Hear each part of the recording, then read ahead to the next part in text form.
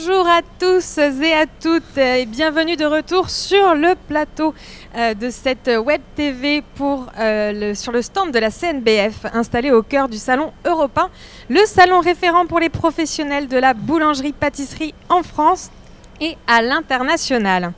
Alors pour cette troisième émission, nous allons parler des concours organisés au sein de la profession qui permettent aux candidats de monter en compétences, mais aussi de faire évoluer le métier dans son ensemble. Exactement, Alexandra. Donc nous avons la chance pour cette troisième émission d'avoir autour de la table deux artisans boulangers dont la réputation n'est plus à faire. L'un c'est Xavier Bordet. Xavier Bordet, bonjour.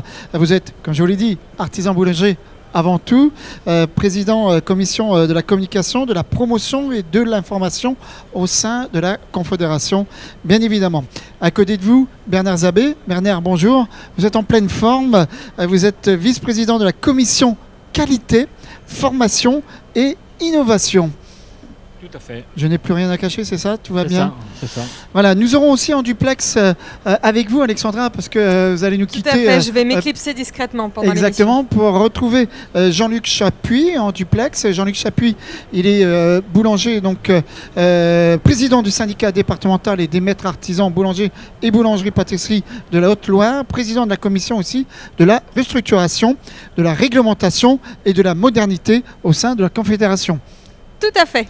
Et nous avons aussi avec nous deux jeunes femmes. La relève. Tout à fait, deux jeunes femmes prometteuses.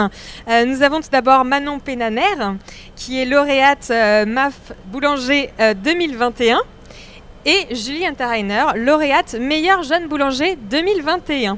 On ne pouvait pas parler évidemment de concours sans avoir des lauréates, et on va en parler dans quelques instants avec ces jeunes boulangères.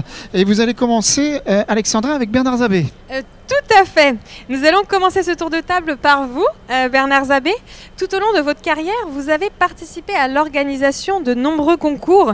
Comment ont-ils participé à l'évolution du métier selon vous ?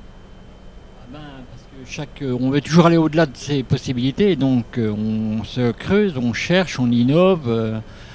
C'est ça qui est intéressant. Et puis même pour nous, quand on voit des méthodes différentes, on voit des produits différents, même un jury, on apprend d'un concours, quoi.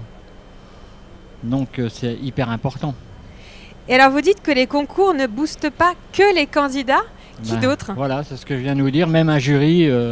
Et celui qui regarde, quand il voit passer sur les réseaux n'importe quoi, les tables qui ont été faites, il n'a qu'une envie, c'est essayer de se mesurer, même s'il reste chez lui, voir s'il est capable d'en faire autant. C'est très intéressant. Et puis même pour nous, en tant que jury, puisqu'on participe beaucoup dans les jurys, que ce soit Xavier ou moi, les méthodes nous intéressent, on apprend toujours, on apprend en permanence. Et vous sentez que les candidats veulent toujours faire mieux, toujours aller plus loin ? Tout à fait, c'est sûr. Hein. C'est le but du concours, c'est de se dépasser. Hein. Je crois que nos charmantes demoiselles pourront le dire, le but c'est de se dépasser, d'aller au-delà de ses limites, se prouver qu'on peut arriver à quelque chose, mais on n'arrive jamais, il y a toujours une étape au-dessus. Hein. Il s'agit surtout de se challenger soi-même plus que d'être meilleur que les autres au final. C'est ça, autrement il n'y a plus de charme. Hein. Un métier ou un professionnel qui n'avance plus, il stagne, il recule. Hein. Donc on doit toujours aller de l'avant. Hein. Très bien. Et alors je suppose qu'avec avec tous ces concours que vous avez suivis, vous avez vu aussi du coup une évolution aussi dans le travail créatif, dans les nouvelles techniques. Tout à fait. Le créatif, ça c'est la première chose qu'on voit. Hein. Quand on regarde, moi qui ai quand même un peu de bouteille, on va dire... Dans les examens, quand on était encore à la miche décorée, tu te rappelles de la miche décorée, Xavier, je suppose. Et puis quand on voit les pièces de décor de maintenant, on voit que ça a drôlement évolué, et tant mieux, et tant mieux. Voilà, exactement, avec la nouvelle créativité, des nouvelles créativités techniques. On va en parler, Alexandra, avec les lauréates qui sont ici présents sur cette web TV Boulangerie, et notamment avec Manon Pénaner. J'ai bien dit Manon, hein? Exactement, Manon Pénaner. Alors vous avez débuté, vous, les concours sur les conseils d'un de vos professeurs. Qu'est-ce que cela vous a apporté aujourd'hui et avant sur le plan professionnel, mais c'est aussi sur le plan personnel? Oui, parce que c'est vrai que les concours d'un point de vue du coup professionnel, ça nous booste beaucoup. On apprend en accéléré parce qu'on s'entraîne beaucoup. Donc c'est beaucoup de travail en répétant les gestes, en faisant tout le temps la même chose. Du coup, c'est vrai qu'on progresse très vite. Et sur un point de vue personnel, bah, c'est vrai qu'il faut pouvoir déjà gérer le concours parce que c'est quand même une grosse charge mentale. Mais ça, faut gérer le stress aussi, il faut gérer tout ce qui va à côté. Manon, vous avez participé au concours MAF, meilleur apprenti de France, boulangerie l'année dernière, en 2021. Est-ce que vous pouvez nous en parler? Comment ça s'est passé? Alors je dirais avant, pendant et aujourd'hui. Comment ça s'est passé sur le plan professionnel, mais aussi sur le plan personnel? Bah déjà, avant, du coup, ça fait un moment. Parce que c'était, du coup, la finale nationale était en octobre. Et je crois que j'avais commencé il y a un an à peu près à m'entraîner pour... Un an déjà de travail, ouais, pour vous préparer. C'est ça, c'était en mars, je crois, aussi les premières sélections. Et c'est vrai que c'est à chaque fois beaucoup de travail en entreprise, à l'école. Tous nos week-ends, ils sont consacrés au concours tout le temps. On pense concours, on vit concours. Donc après, j'ai du coup les sections départementales et régionales où j'ai eu la médaille d'or qui du coup m'a amené à la finale nationale à Servotel, à Nantes. Et après, sur le concours, ça s'est plutôt bien passé. Enfin, moi, j'étais malade, mais ça l'a quand même fait. C'était quand même une bonne expérience. Et c'est vrai que maintenant, ça m'ouvre beaucoup de portes dans plein de choses et c'est super important. Et là, vous avez un rêve? C'est quoi votre avenir? J'ai cru comprendre que vous voulez participer au World Skills, c'est ça? C'est ça. Je viens tout juste de m'inscrire pour les sélections régionales. Donc on verra bien comment ça se passe. Et, après, il y a le temps, c'est en 2023 que ça commence, je crois. Et donc on va falloir commencer à s'entraîner, créer les idées et puis y aller, quoi. Repartir comme d'habitude. Quand on est lauréate MAF, meilleur apprenti de France, il y a une suite logique. C'est MOF, meilleur ouvrier de France. Est-ce que ça vous trotte dans la tête? Ça trotte dans la tête depuis un moment déjà, mais on va y aller étape par étape, faire les choses tranquillement. Bien évidemment. Apprendre, ce qu'il y a toujours à apprendre. Le MOF, c'est le Saint Graal, comme on dit, mais il y a encore beaucoup à apprendre, beaucoup à faire, mais pourquoi pas tenter dans quelques années. Ouais. Est-ce que ça vous booste dans votre métier de faire ces concours? Énormément, parce qu'on a toujours envie de chercher plus loin. Donc on sait ça nous a donné confiance en nous, les concours, que d'avoir d'aussi belles récompenses. Et du coup, ça nous pousse toujours à aller chercher plus loin, à repousser ses limites. Et c'est vrai que c'est encourageant aussi. Exactement, c'est encourageant. Donc il y a encore beaucoup d'avenir. Vous avez vu, messieurs, c'est aussi des boulangères qui sont au Fournil. Et on en retrouve de plus en plus, Bernard, parce que vous êtes aussi membre du jury. Et vous le voyez d'ailleurs durant ces concours. On le voit, et puis il faudrait rajouter quelque chose parce que il y a plein de jeunes qui voudraient pouvoir faire des concours, mais ils n'ont pas la chance d'avoir déjà un centre de formation qui les accompagne et des employeurs qui les laissent bien s'entraîner et tout. Et c'est une équipe, effectivement, il faut les entourer. Il faut vraiment mettre l'accent là-dessus parce que tout le monde n'a pas la chance là, malheureusement. On pourrait voir Je pense que tu es d'accord avec moi, Xavier? Tout à fait, c'est un trinôme, parce qu'il faut les parents derrière, parce qu'il y a des fois, comme vient de le dire Manon, il y a une charge émotionnelle et psychologique qui est importante. C'est pas évident pour eux. Vous imaginez un an de préparation. Quand on dit au jour d'aujourd'hui que les jeunes ne sont pas motivés, un an de sacrifice de week-end, et on ose me dire que les jeunes ne sont pas motivés. Non, voilà, ça touche, ça fait plaisir de voir des jeunes passionnés, motivés. Et comme l'a très bien dit Manon, voilà, il y a de la préparation, c'est un engagement tous les jours, donc il faut que les parents soient derrière aussi, parce que quand ça ne va pas bien moralement, il faut du soutien, il faut se retourner vers les bases et vers la famille pour reprendre de la confiance. Il faut le formateur qui, lui, a l'habitude de voir des concours. Et il faut l'entreprise parce qu'il y a toute une partie productivité et où il faut aller vite, parce qu'il faut voir le travail qu'ils ont à faire pour des jeunes qui ont 3 ans, 4 ans de métier. Donc des jeunes qui rentrent dans le métier où on leur demande de sortir une charge de travail qui est impressionnante. Alors c'est facile de voir sur les réseaux, oui, il y a une belle table, mais il n'y en a pas tant que ça. Mais le temps non plus, il n'y en a pas tant que ça. Exactement. Donc voilà, par vous rapport avez qu'à les au inviter temps, à le faire. C'est ça, c'est ce que je dis souvent. Je dis souvent, venez le faire à leur place. Et quand on est sur un concours, on n'est pas à 100% de nos moyens. Donc ce qu'ils arrivent à sortir dans le temps à partie, faites-le et après on en reparlera. Julie Unterner, merci d'être présent et puis d'avoir répondu aussi à notre invitation sur cette Web TV. Vous avez, vous, remporté le concours des MJB, meilleur jeune boulanger. Alors, je dirais meilleure jeune boulangère pour le coup. C'était l'année dernière à Metz. Vous êtes arrivé en quelle position ? Première position, voilà. Comment ça s'est passé ? Expliquez-nous durant ce concours. Le concours, c'était très émouvant. Et à la fin, c'est vrai que c'était compliqué vers les derniers entraînements. Si j'avais pas eu ma prof et mes parents, je pense que je serais pas arrivée au national, j'avoue. Parce que c'est très émotionnel de gérer le travail. Tout à fait. Alors, il y avait les parents, mais il y avait aussi des équipes techniques, quand je dirais, professeurs ou autres à côté. Il y avait surtout mon professeur. Enfin, ma professeure et un coach qui m'ont entraîné. Et mon entreprise qui m'a permis de m'éclipser pendant une petite semaine à Metz. Voilà, donc une petite semaine, c'est quand même beaucoup aussi pour pouvoir réaliser ce que vous avez fait. Alors vous disiez que les concours vous a donné un vrai coup de boost et plus surtout de confiance. À vous, expliquez-nous. Parce que c'est vrai qu'à l'école ou n'importe en entreprise, je suis toujours à vouloir redemander est-ce que ça va, ou j'ai toujours l'habitude de pas avoir 100% confiance en moi et pas faire les choses sans être sûr que c'est bon et de demander. Et c'est vrai que du coup les concours ça m'a permis de me booster et de me dire que en vrai il faut avoir confiance en soi et il faut essayer pour pouvoir réussir à faire les choses. Alors quel âge vous avez Julie ? 19 ans. 19 ans. Manon, vous avez ? Voilà, donc ce sont des jeunes donc, qui sont là et c'est la relève boulangère. Vous disiez aussi que les concours, c'est des belles rencontres. C'est l'occasion d'échanger avec des professionnels et ça, c'est important.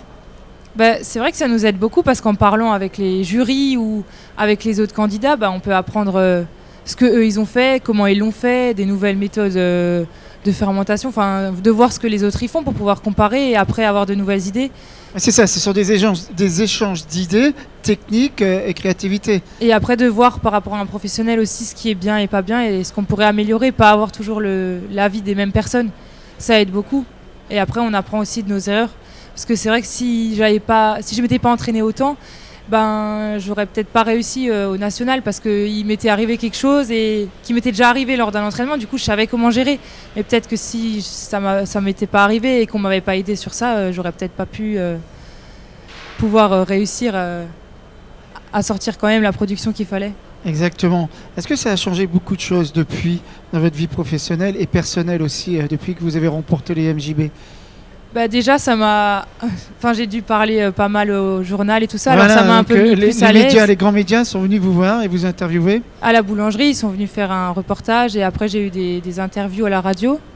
Et après, ça m'a aussi aidé personnellement à avoir un peu plus confiance en moi et à l'école aussi, à donner aussi envie aux gens de ma classe de faire des concours et d'essayer de faire de nouvelles choses et pas rester sur les acquis qu'on sait déjà faire. Très bien. Manon aussi, vous avez été donc interviewée par plusieurs médias, c'est ça, depuis Oui, aussi, c'est vrai qu'on est souvent contacté pour diverses interviews, comme là aujourd'hui, et c'est vrai que ça apporte beaucoup parce qu'on rencontre encore d'autres personnes et c'est vrai que c'est super intéressant aussi. Vous êtes jeune, donc vous n'étiez pas préparé aussi pour les interviews en termes de communication, parce que c'est important de communiquer le savoir-faire et le métier de l'artisan boulanger. Comment vous êtes préparé justement du jour au lendemain? Ça y est, je suis au micro comme aujourd'hui et à répondre aux questions. Est-ce que ça, c'est facile aussi, Manon? Au début, c'est un peu compliqué, mais en fait, faut y aller naturellement, dire ce qu'on a besoin de dire, ce qu'on a envie de dire, et faut pas se prendre la tête et parler tout seul, ça va tout seul. Julie? Je pense pareil qu'elle, en fait. Moi, j'arriverai pas à préparer un discours à l'avance et après le recracher comme ça. Ça va comme ça vient. Il me pose une question et puis je réponds ce que je pense, parce que sinon après c'est pas naturel. Alors on va être en duplex dans quelques instants avec Alexandra et Jean-Luc Chapuis, mais juste avant, si vous avez un mot à donner ou un conseil à un futur jeune, qui souhaite réaliser un concours et qui il dit je ne sais pas, est-ce que c'est peut-être compliqué, quel conseil vous pourrez lui donner, Julie? Moi, comme premier conseil, je peux lui dire que, par exemple, maintenant, moi, c'est ma prof qui m'a proposé de faire ce concours. Si on n'a pas envie, il ne faut pas se forcer. Il faut vraiment le faire si on se sent motivé. Et il faut se dire que ça va être des grosses journées, des gros entraînements. Il faut se dire qu'il faut avoir envie. Après, il faut avoir de l'imagination et avoir un peu de force mentale pour pouvoir réussir. Et surtout à motiver, être motivé, mais je pense que tout le monde peut y arriver. Motivé et passionné. Exactement. Comme vous, Julie et Manon. Oui, c'est ça, surtout être motivé et passionné, mais voilà, faut avoir envie, comme tu disais, et puis de toute façon, c'est que du plus. Un concours... Même si vous n'êtes pas dans les premiers ou premières, non, voilà, vous ne le sont pas, c'est déjà n'importe à quelle sélection gagné. on s'arrête, c'est toujours un plus, toujours une expérience de plus, et c'est voilà, faut pas négliger, je pense, mais tout le monde a les capacités d'essayer. Faut être motivé, comme disait Julie, et puis et après ça peut rouler. Exactement, être motivé et passionné. Il y en a un aussi qui est motivé et passionné, c'est Jean-Luc Chapuis, qui est président du syndicat départemental des maîtres artisans boulangers de boulangerie et pâtisserie de la Haute-Loire et président de la commission de la restructuration, de la réglementation et de la modernité au sein de la Confédération. Il est en direct sur un concours qui est la Coupe du Monde et il va donc répondre au micro de Alexandra en direct. Tout à fait, Gilles. Et nous vous parlons en direct de la Coupe du Monde de la boulangerie. Donc il y a un petit peu de bruit, j'espère que vous allez bien nous entendre. Donc je suis, comme vous l'avez dit, avec Jean-Luc Chapuis. Donc Jean-Luc Chapuis, en tant qu'expert sur ce concours, vous avez suivi les dernières compétitions. La dernière compétition qui a désigné Antoine Paris, médaille d'or au World Skills. Est-ce que vous pourriez nous présenter ce concours? Tout à fait. Donc le concours World Skills, c'est un concours qui est ouvert donc qui démarre au niveau régional d'abord. Ensuite, on a une finale nationale et ensuite une finale internationale. La particularité de ce concours des World Skills, c'est qu'il reprend 60 métiers. On n'a pas que la boulangerie, on a donc 59 autres métiers qui sont représentés. Et il faut que le jeune ait moins de 23 ans, donc le jour de la compétition internationale. Très bien. Et alors, quelles sont les épreuves que les jeunes, justement, ont à effectuer? Alors, les jeunes, donc, en épreuve, vont retrouver un petit peu des épreuves qu'on retrouve dans nos différents concours. Ils vont avoir des viennoiseries à effectuer, ils auront du pain à effectuer, de la restauration boulangère, du décor, mais tout ça avec une vision donc un petit peu plus internationale, et on va se retrouver avec des produits avec beaucoup plus de couleurs que ce qu'on peut avoir en France, avec des goûts totalement différents de ce qu'on peut faire, des cuissons là aussi différentes, puisque sur la dernière finale nationale, on avait des cuissons à la vapeur qui étaient effectuées. Donc voilà, une ouverture sur le monde qui est encore beaucoup plus importante que ce qu'on peut avoir sur les autres concours, et surtout avec le mélange avec tous les autres métiers. Et donc avec tous ces jeunes qui viennent d'horizons différentes, ça permet un bel échange, je suppose, de nouvelles créativités, de nouvelles techniques qui sont apportées au métier?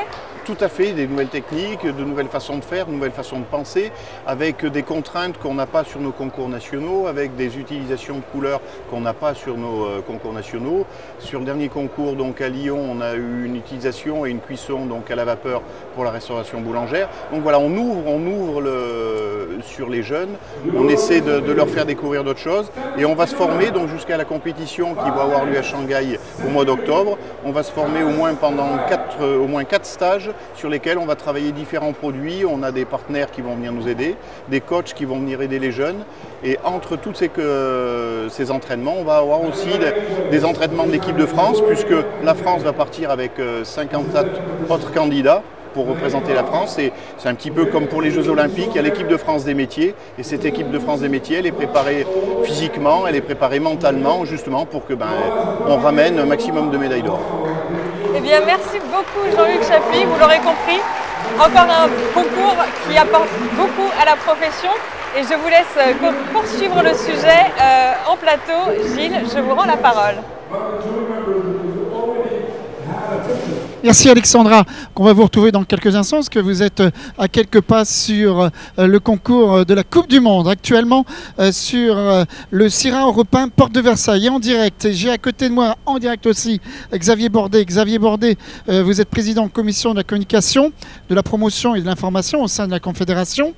Vous avez été membre plusieurs fois donc, de jury de plusieurs concours nationaux au sein de la Confédération. Baguette, je crois, croissant, les MAF, MJB, là exactement, vous êtes quasiment présent sur tout le concours. Vous avez dit avoir été souvent, néanmoins, surpris, et encore, et toujours, par les innovations. On va en parler avec Bernard Zabé tout à l'heure, par les innovations qui naissent lors des concours, et encore d'ailleurs même. Oui, Gilles, tout à fait. Hein. Quand on voit le travail de recherche, comme l'ont dit Julie et Manon, on voit que réellement, il y a une passion, il y a de la recherche, il y a du travail. Et elles l'ont dit elles-mêmes, il faut avoir envie. Il faut avoir envie et je pense que ça fait partie de leur ADN et partie de notre ADN, de notre métier, d'aller toujours plus loin, de chercher cette excellence ou comment on peut être le plus performant, le plus innovant, le plus créatif, parce qu'on doit créer sur beaucoup d'éléments. On doit impressionner le jury visuellement, parce que la première des choses, même quand vous rentrez dans une boutique, c'est l'œil qui va déclencher l'achat, c'est l'œil qui va déclencher l'envie.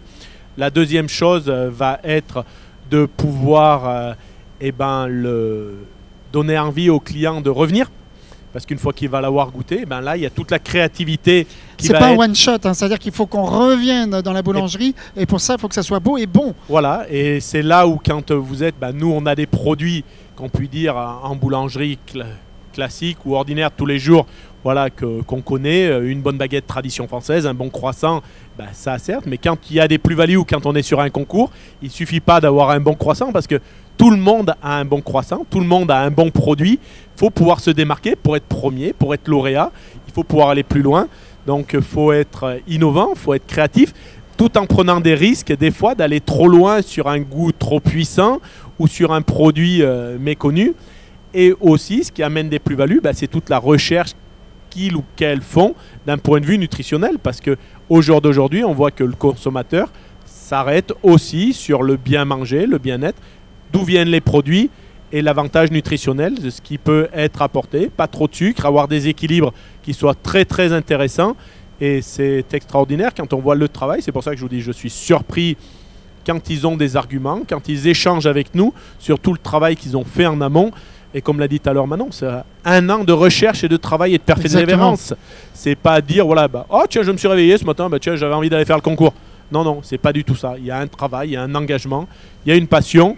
Et derrière, on peut que les féliciter. On l'a dit, voilà, on a les meilleurs et tant mieux.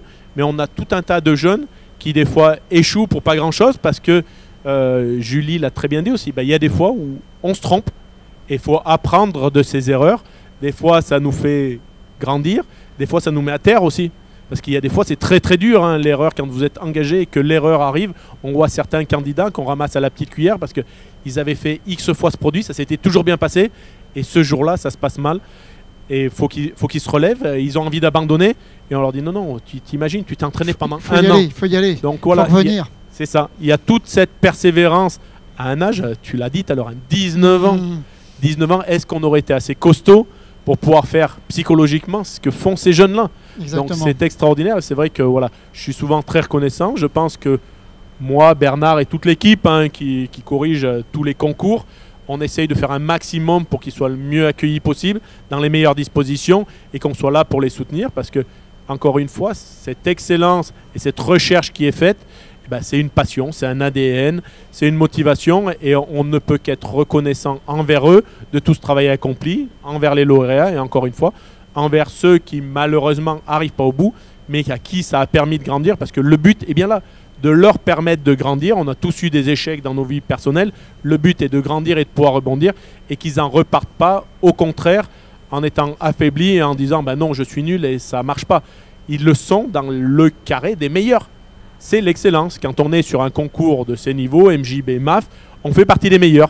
Et souvent, ils ont tendance à se dévaloriser et à dire « Non, non, mais j'y suis pas arrivé, j'ai merdé. » Bah oui, t'as merdé, mais tu fais partie des meilleurs. C'est un des meilleurs qui merde. Donc, je veux dire, il y a beaucoup de tes collègues, à toi de faire passer le message. Ben voilà, Julie l'a dit tout à l'heure, j'ai envie de donner envie à mes collègues de participer. Maintenant, je suis une ambassadrice, c'est une porte-parole.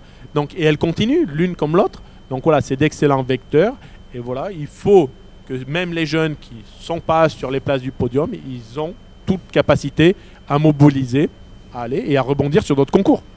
Xavier Bordet, merci. Alexandra, vous savez, vous êtes revenu donc du concours de la Coupe du Monde de boulangerie avec Jean-Luc Chapuis. Juste quelques instants, on va regarder les prochaines dates de concours. C'est peut-être important pour celles et ceux qui souhaitent y participer. C'est bientôt d'ailleurs. C'est du 16 au 18 mai.